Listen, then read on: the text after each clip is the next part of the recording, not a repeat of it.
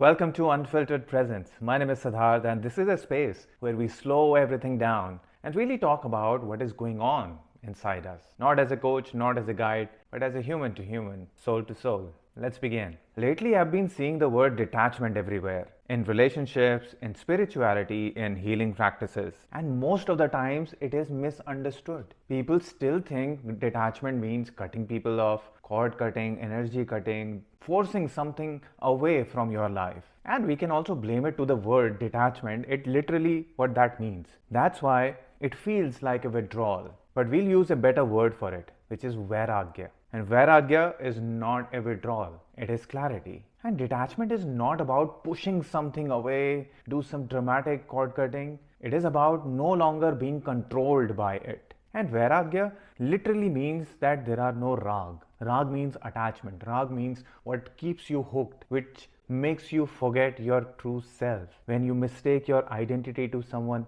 else or something else, where you become somebody else in that relationship, be it your overgiver, people pleasing, the silent one, the peaceful one, the strong one, the understanding one. We mistake these identity as our true self. We get attached to them. And Vairagya is about no attachment. I will not do dramatic changes around me in my life, but I am no longer being controlled by them. This is true freedom within. You might still live in the same house, in the same relationship, but no longer you are bound by them. Your inner self, your self-worth does not depend on anybody else. They do not control you anymore. That's Vairagya.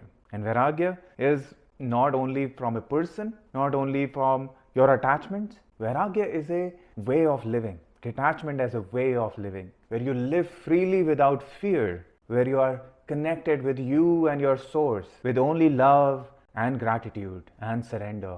When you meet life where it is, where you're not chasing and not running away. Here and now, I live this beautiful creation called life, and I live it with my presence. That's Vairagya. That's detachment. And somehow, social media or internet has made it something like a very dramatic thing. I am detached, I feel detached. It is seen as a very bad thing. But Vairagya is again freedom. The rules of society is not going to decide what is my identity. It is not going to decide how I feel about myself. That's Vairagya.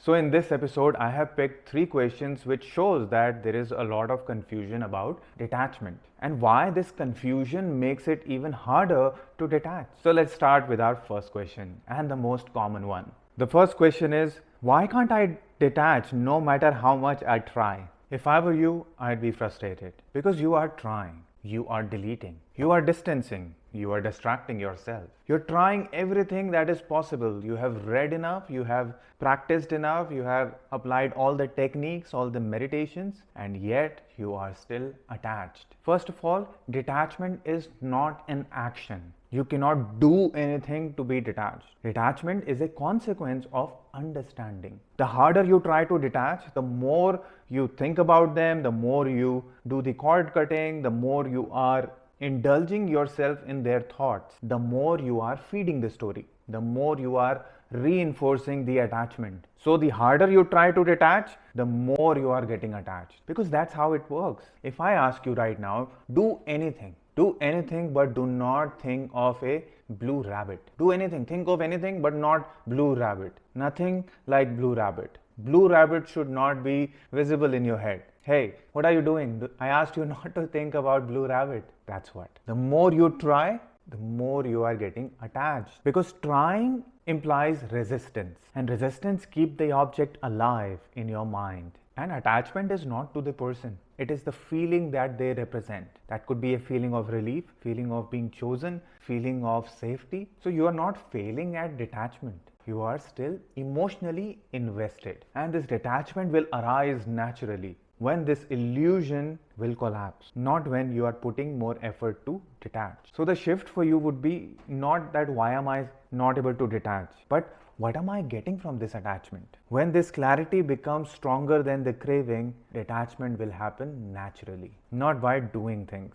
Let that breathe. And we move on to the next question. Why does it seem like things only come to us when we detach? We have all witnessed it, we have all seen it. It happens. When you stop chasing, things start coming to you. Out of nowhere, you'll get that text the moment you detach from it. The moment you detach from the outcome, it starts coming towards you. When you stop obsessing about a job, the opportunity will come to you. When you stop chasing answers, the answers will reveal themselves to you. So it feels magical. It is magical, but then it also binds you, because then you are like, oh, okay, I am detaching. You need to make sure that I get that. That's what manifestation is all about. Okay, I am doing this, you need to give me this. The law says you need to give me this, but somewhere they are still attached to the outcome and not truly detached. People, those who truly detach, they are able to manifest faster. So how this detachment helps here? Let's see it from a very practical lens. When you detach, your nervous system relaxes, because before that it is anticipating, it is calculating, it is monitoring, it is getting anxious,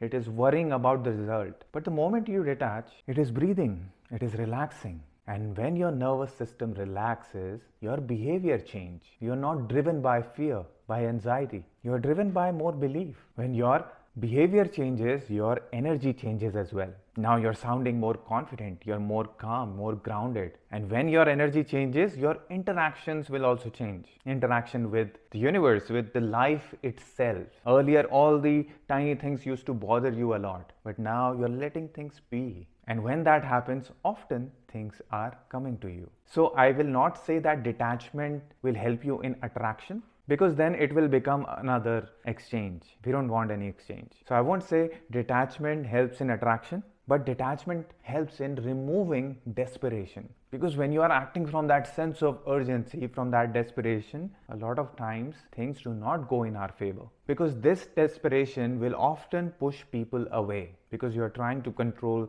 too many things at the same time. This desperation will also push people away, because you are always controlling. So detachment does not bring things to you. It stops you from getting attached to things. It stops you from gripping them. And gripping or attachment is what blocks the flow. So things do not come to you because you are detached. They come to you because you stopped suffocating the outcome. Let's move on to our third question. Is it okay to detach from your parents or family who has caused you pain? This question is heavy, because family carries guilt, duty, responsibility, history, culture, conditioning. So detachment from family is not a trend. It is a very serious decision. But then we need to have the right sense of detachment. If you think detachment means distancing from them, disrespecting them, cutting ties, sometimes in extreme cases probably that is also necessary. But the right kind of detachment, or the true detachment, happens internal first, external later. You can be detached and still be respectful. Detachment only means that my worth will not be decided by your comments, your approval, your behavior. And if you are able to detach in this way, then you can create distance without hatred. Otherwise, you can live in the Himalayas, you can change cities, but you'll still be carrying them wherever you go. And with family, I understand there are responsibilities. There is dharma. So Vairagya will never say that you abandon dharma. But dharma also doesn't mean that you will tolerate abuse. So boundaries are needed. But boundaries not in the sense of revenge, but in the sense of self-protection. Protection of this new identity you have formed after detachment. If contacting from them repeatedly triggering your nervous system, it is consistently occupying a lot of space in your mind, then distance may be necessary. All I can say is true detachment is not about cutting people off in anger. It is about stepping back. Just take one step back from that situation. That's detachment. Stepping back without bitterness. So the question which you have asked me, can I detach or not? It is totally your decision, because nobody has lived your life. Nobody has gone through the pain that you have gone through. And who will decide is it okay or not? Society? No. It's going to be you. The question you need to sit with is not can I detach or not? The question you should be asking is, can I step back without guilt, without hatred, without revenge? That is something to think about. If you have noticed, all three questions had one thing in common.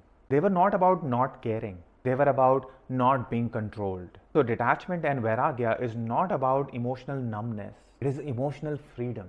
And inside the wisdom circle, that's exactly what we are doing. We are learning to detach without force. The detachment is blooming from within. We are understanding our attachment deeply enough so that it loses its grip. It happens naturally. If detachment feels confusing for you right now, do not force it. Seek clarity first. Detachment will follow. If you have a question to ask, comment below and I will be happy to answer it in the next episode. This is Unfiltered Presence. My name is Siddharth. I will see you in the next episode.